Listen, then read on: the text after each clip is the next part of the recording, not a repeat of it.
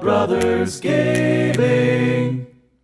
Hello folks, and welcome back to the final episode, this week's final episode at least, of Sunless Sea on Bub Brothers Gaming with Ethan. We are almost collectively losing our minds right now, hence the music change. But we have found an island. We have found the place where the crazy post office people go. It has a special place in my heart. So, we can continue our father's story of finding his bones. Huffam told you about a father's bones that had been sent to Mr. Voluminous, I guess, but misaddressed to the wrong door, so they must be somewhere in the crypty windings of the dead letter office. You tell your story to the drooping cadaverous postman behind the grating. He doesn't give any sign of interest or understanding. By the time you're finished with your story, you're wondering if he might be dead. Oh god. Perhaps no one has gotten around to closing those yellowed and staring eyes. But at last, he jerks to life. What was the name of it again? So close. I'm sorry, the postman yawns. I have something under voluminous, but you'll need to specify the address before I can release it. Damn it. You begin to protest that it's your father's body that they're holding, but the postman takes refuge in bureaucracy. You do learn that it wasn't addressed to your home, your family home, the harbor master, or any address you can think of. The postman drums his fingers dispassionately on the oilskin package, just inches away behind the arm-thick iron bars. He sees you crane your neck and turns it address side down. Sorry, we can't be of any more assistance, he chants. Just as you're turning to leave, he adds, it does list the Fathermaking as the return address. Perhaps you can ask him. We were just there, but whatever. Yes. Okay. So, let's assemble port report. There's a statue in the middle of the island. That's hard to miss. There's the way everyone wears a uniform, and the way they call each other by their ranks in the postal service. There's the way the port authorities refer to... Whoa, hang on. Regulations. There's the jargon, the curious habit of referring to any used up thing as cancelled, as though the whole world were made of stamps. You write about visual bureaucracy about the trappings. I'm so tired. But the trappings of order restrained far from home. Explore along the beach. Every lap of the wave brings up a new letter or parcel. The face of water is dotted with them, as far as you can see, in the blackness carried by a powerful current. Hang on. Damn it. Alright. This is so we can argue with him, which I'm not doing. I think we should help him. Even though it won't achieve anything, but maybe it'll make him feel better. It made me feel better, which is good. In the long term, what you are doing won't make the slightest bit of difference. Every sodden bit of paper you fling out to sea will come back in a few hours. But for now, you managed to clear a little patch of the shore, a few feet on each side. The stones are bare, as they should be. Your companion turns his head towards the sound of your work and gives you a little nod. Oh. Let's rescue the squashy parcel. A funny smell. And little wonder, the string of rats within may once have been fresh and to certain tastes delectable. It is now rather the worse for decay. Given the parcel's contents, a hasty burial is the best you can hope to do. Just before you dispose of it, though, note the recipient's name and address. A name of some power worth remembering. Okay. Study the odd currents. Make a complete circuit of the island. The whole shoreline is alike. All of it covered in debris. all of it washing steadily inland from every direction. Not the work of some directional current. It's more as though the whole undersea were draining into Nuncio. Except, of course, that the force did not affect your ship when you came this way. It does not stop ships from leaving. Evidently, it only works on the post. Interesting. Let's go back to the docks. Go to Postman Cavern. Alright, so let's listen in on the postman tall tales. Delicate bottles lowered down chimneys on a rope. Do not fold under any circumstance. Letters curled through the narrow slot. Rattling, groaning crates brought back the same address every day for 22 days running. The windows they pried open, the servants they bribed, and the delivery surcharges they paid out of their own salaries just to get rid of one more packet.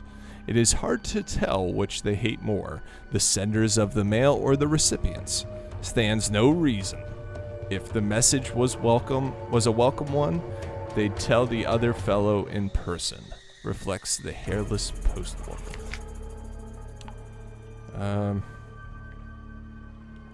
What do you do all day? They work in a big building. Why do they wash ashore here? The pool, they tell you. Dead letters. Okay, see for yourself. Go down to the shore. Yes, I've been there. Why did you come here? Boredom, frustration.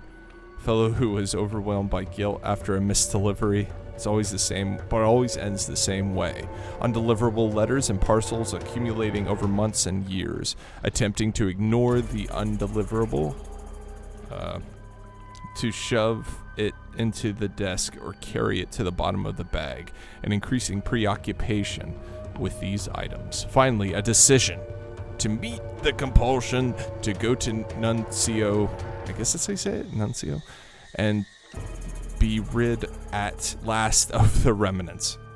The postmen do not bring the dead letters to Nuncio, the letters bring the postman. Can I borrow your uniform? They're polite, even apologetic about your request. You're welcome here, and welcome to take shifts at the dead letter office, but you cannot wear the uniform unless you were a postal employee back at Fallen London. Regulations.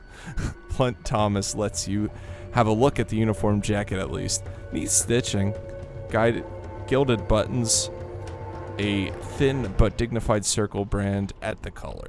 Inside the patch that goes over the heart, stitched with 6 red letters.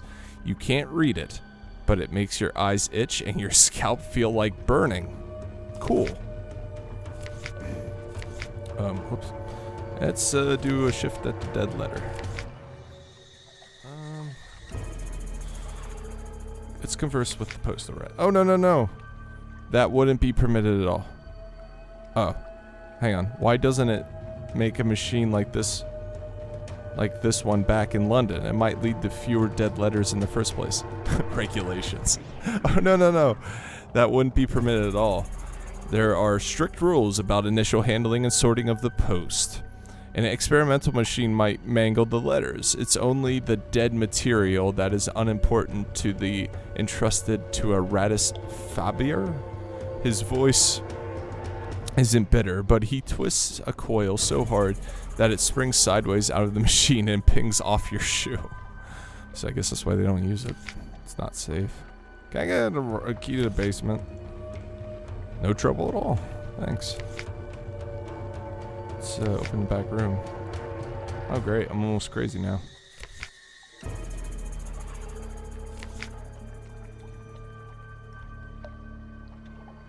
Yay. They say that they're... Well, I went to the basement, found something. They say that that's been there since before you came. Before the Lunders and the Neath. Before there was a dead letter office. There was something else. And they built the last layer on top of what was there before, and so on. When you press him a little further, he says, I've been down there. Didn't like it much, but I wanted to test my machine. Thought if it could handle some of the very old dead letters, that would be a good sign, you know? Evidence that the machine was in working order. Good strong sorting categories, and so forth. He pauses. There's letters down there that set your hair on fire. If you so much as look at them, see the bald patch on my left leg? That was a machine accident. Oh no. That's singed right off as soon as I put my nose into one of those letters. That's why you don't do that. Okay, so let's end the shift. Yeah, let's just go. I'll be back. Oh no. It's still really slow. Alright folks, I will be back once we hit the next island. Okay, so I got to 100 terror, so I got a mutiny. So, let's see how this goes, because this could end my game. This could be it. This could be it for the last episode, so we will see. Okay, let's see. Fear and despair have destroyed the loyalty of your crew. Half of those who remain have taken up arms against you. You've taken shelter in the bridge while their shots ring out around you. So we can cut them down with a 23% chance of success, which isn't good, or attempt to win them around. Wow. Well, folks, I think this is it, but alright. So we can kill them and go even slower then. Or we can try to talk them down, but the chance is lower. Well, this is basically a roll of the die. Let's take the higher chance. I died. You take cover with your loyalists, hold them at bay as long as you can. One by one, you run out of ammunition, and then they storm the bridge. You fight them hand to hand to no avail. One of them smashes you through the glass of the bridge windows. You tumble back in the deck as they shout in desperate victory and land with a final crunch. We failed. We're dead. This is it. Into darkness. I don't think I even have... No, I don't even have an ironclad will. Shoot. So, I guess that's it. Anyway, so that was fun. That was good. This is a short episode, but, you know, this has happened. I think... When the last time this happened? Dead State. Yeah. So we're going to cut this episode short. Luckily, it's the last one for this week. Anyway, this has been Ethan on Bub Brothers Gaming playing Sunless Sea. Definitely check this game out. It was a sleeper hit, I guess you could say. I don't know if it's really a hit, but it definitely flew under the radar. That's the word for it. So give it a check out. It's a good game. Very British. Very Hemingway, I guess you could say. Anyway, we'll catch you next week. Thanks for stopping by.